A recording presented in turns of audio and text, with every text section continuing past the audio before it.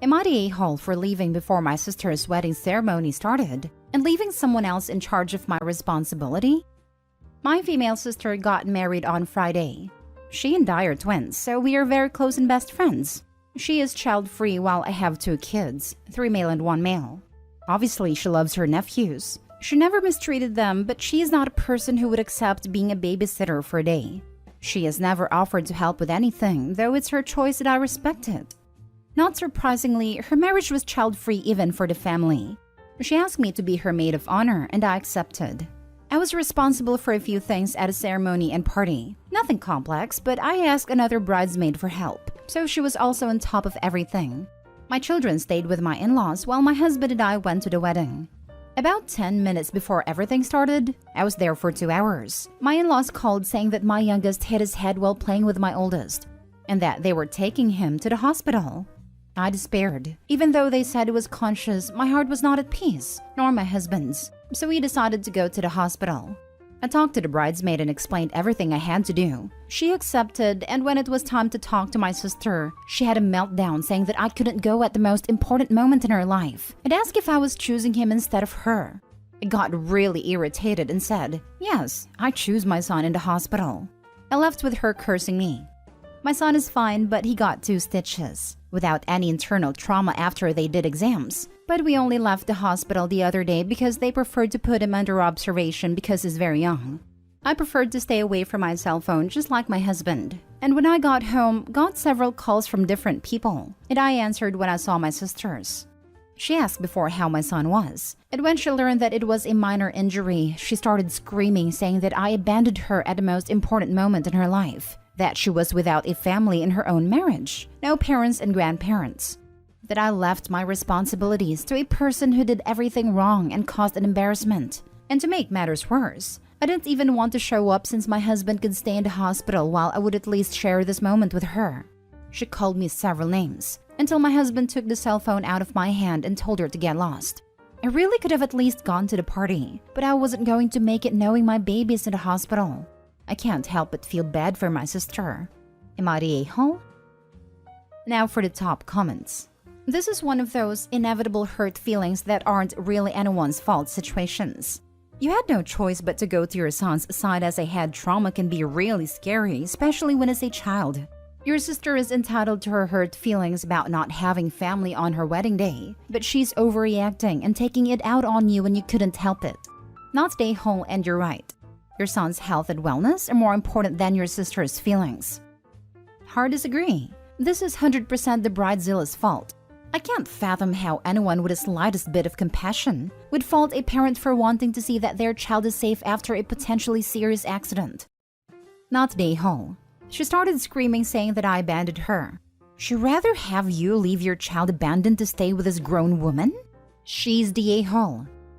To quote my boss literally 3 hours ago, "If your family had a problem and you weren't distracted by it, I'd think less of you." This was part of him saying that he'd rather we just tell him if we have a problem than try to internalize it or go to someone else in the team because if he doesn't know, he can't give us any support. This. Also, I guess I'm the only person who doesn't see stitches and a concussion as a minor injury. I mean, it could have been life-threatening. Not the a-hole. Your sister needs to chill. Yes. It ended up being a minor injury, but it could have been worse. Always better to be safe than sorry. She sounds a bit like a bridezilla. Her first concern, earlier in the post when you left the wedding, was that you'd abandoned her and not whether your child was okay. I get that her day is important, but she's showing you where her priorities lie. Minor injuries do not require stitches. Nor do they require being kept at a hospital for observation. Minor in the sister's eyes. Next story. Am I the a-hole for saying I won't cuddle my infertile sister anymore? My sister Julie has tried to have a baby for 5 years. She had a miscarriage 2 years ago and outside that has been unable to get pregnant. My heart hurts for her. However, one thing I don't agree with is how my family has handled it. We're not allowed to talk about babies around Julie. Any kids younger than 3 can't come to family events that she'll attend. She won't attend baby showers, baptisms, etc. The last one I understand, but the rest feels overkill. I got pregnant last year. I told Julie first and she reiterated her boundaries. I said I understood. The first hurdle came with my baby shower. My mother-in-law was throwing it, and I didn't expect Julie to come. Then my mom told me I shouldn't have one, period, out of respect. I said that was ridiculous. She didn't have to come, so what did it matter? Only 3 people from my side of the family came to the shower. When my son was born, I posted a birth announcement on Facebook, and my parents lectured me for this and said it was going to hurt Julie. I said she could just block or mute me. They said I should make the effort. Julie echoed that if I cared, I'd stop. I ended up blocking her just to save drama. My aunt's 70th birthday party's next week. My husband and I plan to go, bringing our son. Julie called and asked if we were going. She then asked for me to get a sitter for our son. I said no. She doesn't want to miss the party, but my aunt is one of the few people who agree that Julie's boundaries aren't fair and wants my son there as she doesn't get to see him often. Julie got upset and started crying, saying that I was unfair. I finally snapped and asked what would happen when she got pregnant. Would we all be expected to shower her with the love and attention she's refused to give other people's kids? Will her baby be allowed to attend events? She said that was different. I said no, I'm not cuddling her anymore. My son exists, his family, and he's coming. She can decide if she wants to or not. My parents yelled at me for being mean to Julie. They offered to pay for a sitter, but I said no. It's not even her house. Am I the a-hole? Not the a-hole. Your sister is taking this way too far. Your point about her possible child is totally valid. I doubt she's doing this with friends and coworkers. She does it with friends, but she doesn't have many to begin with. They also don't have kids, so it's easier. Unsure about work. Gee, wonder why she doesn't have many friends. Yep, I have a toddler and one on the way. And if I made her acquaintance and she said she couldn't deal with kids, I wouldn't bother to know her any further. I won't pretend my kids don't exist until they are older just to not trigger her. I say all this as someone who had a full-term stillbirth from a cord knot after years of trying to have a child. I couldn't deal with seeing babies and young children for a while. I let my Facebook friends know that I was staying friends with them, but for my friends who had young kids or babies, I was temporarily unfollowing until I was in a healthier place mentally. I shopped early in the day at the grocery when many parents didn't take their kids out, and my husband and I stayed home a lot. I dealt with our infertility and got therapy after our loss. It was hard seeing new babies for a while, but gradually, seeing a little one would make me smile a little rather than want to cry. And when my rainbow baby was born, I felt like I could smile again without feeling guilt for being happy. The sister desperately needs some counseling and mental health help. I sympathize with her. I really do. Babies made me sad for a long time, but you can't punish others for something like having children. Not the a-hole. Good Lord. Wow. She's trying to cut off all family event-related contact for your side of the family? She needs therapy badly. That's just so unfair to you and your child and the other relatives who do want to see the baby. Tell your parents that if they want to see their grandson, they need to start treating him like a human being and part of the family, not a weapon pointed at your sister. Not the a-hole. You made some very good points to your sister, and I'm not surprised with what she said. Sunshine and rainbows if she has a kid, but for anyone else, your kids can't come or aren't allowed because it will upset me. It's total BS, and your parents are encouraging it. My wife and I had 2 miscarriages. Of course it's bad, but we had to move on. Your sister just doesn't want to. Yes, she needs therapy badly.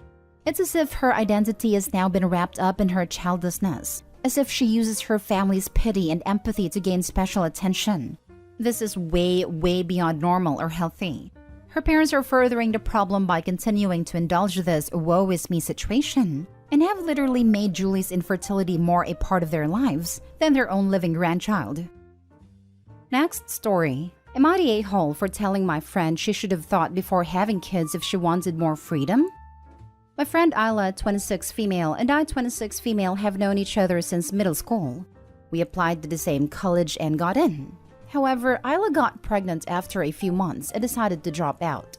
She's had 3 more accidental pregnancies and is now a stay-at-home mother of 4. I was telling her the other day that I'm going to travel to Europe, and if all goes well, I will be moving there. She got really annoyed with me and told me that it must be nice to have all the freedom and no responsibilities because I don't have kids. Like, hello, I work. I'm doing my PhD. It's not like I'm just sitting on my butt. This is not the first time she took jabs at me for that. but it was the first time she was this rude. I told her that if she wanted to be free and go off whenever and wherever she wanted, she should have used protection and thought before having kids. Our conversation was at my house and her kids weren't there. She got really mad and left, slamming the door on her way out. She hasn't replied to my messages, but she started telling everyone what an awful person I am. Am I the a-hole for snapping at her? Now for the top comments. 4 accidental pregnancies? At some point, that's not an accident. That's choosing to let pregnancies happen. I think you've just grown too far apart. She's jealous, but that's on her. She chose her life, and you chose yours. 4 kids didn't just happen to her without her input. Not the whole, and maybe it's best if you let the friendship fizzle out. Once is accidental. Twice is coincidence. Thrice is enemy action. 4 is, I don't know, alcoholism, probably. Not the whole. Yes, I think it's time to end that friendship chapter. My best friend from childhood has her PhD and also travels a lot and lives abroad. I chose to marry my husband. With my 2 step-kids, I help raise with primary custody and our toddler. I'm happy for her, not jealous. I chose my path, and while it's not always easy and can be very thankless, I enjoy my husband and kids, most days. She should enjoy travel while she's young instead of older, and she has worked hard for it. I'm sure 4 kids are tough. My 3 can make me feel like I'm losing it on a daily basis. But it was a choice, accidental or not. There was the risk by having intimacy and keeping the babies, as heartless as that sounds. Maybe she didn't know how demanding and draining it could be. Heck, I didn't. But she should celebrate her friend. My friend has different struggles, and she truly has worked herself off to get her PhD, which I doubt I could do. Not stay holopy. Everyone has a breaking point, and she was being rude for too long. Not stay whole.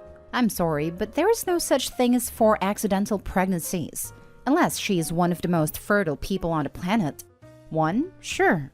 Get on long-term birth control, etc. afterwards and also use rubbers. But 4? I'm sorry, no. Her having 4 kids to be responsible for is not your burden to carry. If she is resentful for her life, that's on her, not you. Good for you for sticking up for yourself. If she's going to be a witch because you don't have children, then maybe it's time to let this friendship fade. Thank you. I'm shocked though you haven't received replies from people telling you they had an IUD, were taking the pill and used a rubber and still got pregnant. Like, no girl, you didn't. I do know someone who's hyper-fertile. She got her tubes tied. Now for the last story. Am I the a-hole for picking the same name for my baby as my brother-in-law's unborn baby? My 31 female husband, 33 male, and his brother, 36 male aren't super close, but we all get along well. My brother-in-law is pretty nice overall, but he does seem to be a bit jealous of my husband and just everything we have. But my husband told me that it's always been like this, so it's not really a big deal. I'm currently pregnant with a baby girl, our first baby, and we've been discussing possible names. There's one that we're pretty sure of. It's not super out there, but I think pretty unique nowadays, and I really like it. The issue is, this is the name that brother-in-law and his girlfriend had picked out for their baby 3 years ago. If it was a girl because they didn't know yet, but the baby unfortunately died. His girlfriend chose the name for her favorite ballet, and I remember she would say that if she ever had a daughter, she'd name her that. We were at a family event over the weekend, and I mentioned that we had the name in mind. Brother-in-law looked kind of surprised and said that was the name they'd picked for their daughter. My husband said that we know, but we just thought it was a really nice name. Brother-in-law started saying if we could reconsider and that there are other names, and this one's really special to him. I said that we decided on the name, and he actually didn't even know if his baby was going to be a girl or a boy. He was upset and kept saying that we should reconsider. I got a little mad and told him that he doesn't own the name, and they should be hoping for a healthy baby rather than worry about names. Brother-in-law dropped it after that, but my sister-in-law, my husband's sister, told me and my husband that we don't care and we're intentionally hurting him. You're the a-hole. No, they don't own the name. That doesn't mean they're wrong that you should reconsider when you've clearly known for years that it's special to them. Especially when the mere fact you're having this argument shoots a gaping hole in your pretty unique reason for picking it, and you don't seem to have anything specially meaningful to counter that with. Okay, maybe I should have been clearer in my post. Sometimes when me and brother-in-law's girlfriend would chat, we just randomly go on the topic of wedding planning, baby names, etc. She mentioned that there's this name she likes, and if she ever had a daughter, she'd probably name her that. She had one for a son too. In fact, we didn't even know she was pregnant until after she died. I'm sorry, are you saying your brother's girlfriend died while pregnant? Edit, confirmed by the OP. So not only is she stealing the name of a dead baby, she's stealing it from a dead woman. Well, that obviously makes it okay then. Yikes on a bike. Also, this made me wince. I got a little mad and told him that he doesn't own the name and they should be hoping for a healthy baby rather than worry about names. The most insensitive thing she could have chosen to say, and I don't think for a second she didn't know how this sounds. OP, take your own advice. Given that you know someone whose baby died, which would have been your husband's and so your niece or nephew, put your brain back in your skull and engage it. I thought the same thing. The subtext is so mean, like, make sure this one doesn't die like your last one. Oh yes, there's a heck of a lot of subtext here. Well, the baby died, so I get dibs on the name now since you don't have a living baby and I do. So maybe if you are lucky someday you can be like me and have a baby that lives. Too bad for you. Better luck next time. Very mean girls type of vibe. Maybe this is the kind of person who would steal someone else's boyfriend and then be like, well, if you were more like me, you'd be able to keep your man. How about you work on you instead of being mad at me and maybe next time you'll have a chance. Ta-ta. Info. Are you going to accept you're the a-hole or were you just hoping for validation because you're going to do it anyways? Because you'd be a massive a-hole if you used the name. Edit. Oh dear lord. Turns out the girlfriend died with a baby too. Oh my god, this is so much worse than I originally thought. The word vile doesn't even begin to describe it. Shame on you. I literally need to take a breather because I am so disgusted on your brother-in-law's behalf. Shame on you. Frankly, it's concerning that someone with that level of apathy is going to be a mother. That poor child. To have a mother like this. It's worse than that. The kid has a father like this too. Not just this mother, but a father who is happy to name his kid the name of his brother's deceased baby.